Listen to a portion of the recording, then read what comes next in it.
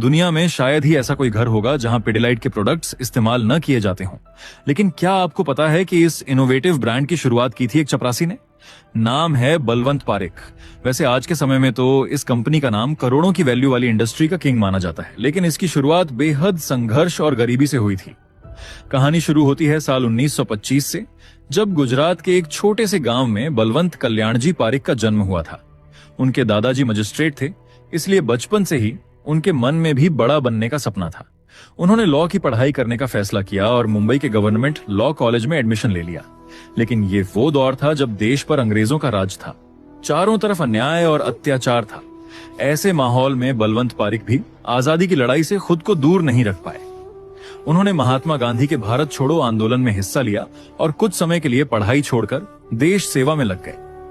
लेकिन समय के साथ उन्हें समझ आया कि सिर्फ आंदोलन से नहीं बल्कि आर्थिक रूप से मजबूत बनकर भी देश की सेवा की जा सकती है। इसलिए उन्होंने नौकरी करने का फैसला किया। हालात इतने खराब थे कि उन्हें एक लकड़ी के व्यापारी के ऑफिस में चपरासी की नौकरी करनी पड़ी। स्थिति इतनी कठिन थी कि रहने के लिए भी उनके पास कोई जगह नहीं थी, इसलिए उन्हें उसी लकड़ी के गोदाम में रहना पड़ता था। लेकिन यही संघर्ष उनकी जिंदगी का टर्निंग पॉइंट बना। गोदाम में काम करते हुए उन्होंने एक बड़ी समस्या देखा कि उस समय लकड़ी के काम में इस्तेमाल होने वाला गोंद पूरी तरह इंपोर्ट होता था, महंगा भी था और उसकी क्वालिटी भी भरोसेमंद नहीं थी। बलवंत पारेख ने यही एक मौका देखा। उन्होंने सोचा कि अगर भारत में ही सस्ता और अच्छा गोंद बनाया जाए तो यह बहुत बड़ी जरूरत को पूरा कर सकता है। बस यही सोच उनके जीवन का सबसे बड़ा फैसला बन गई।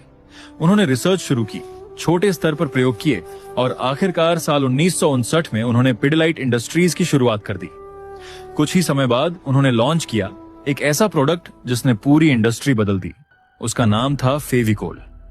धीरे धीरे फेविकोल सिर्फ एक प्रोडक्ट नहीं रहा, बल्कि भरोसे का नाम बन गया।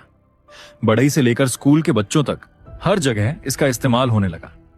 और देखते ही देखते पिडिलाइट भारत की सबसे मजबूत और भरोसेमंद कंपनियों में शामिल हो गई। ये कहानी सिर्फ एक कंपनी की नहीं है, ये कहानी है नजर की। क्योंकि फर्क पैसों से नहीं पड़ता, फर्क इस बात से पड़ता है कि आप समस्या में परेशानी देखते हो या मौका। बलवंत पारेख ने गरीबी में भी मौका देखा और उसी नजर ने उन्हें चपरासी से करोड़ों की कंपनी का निर्माता बना दिया।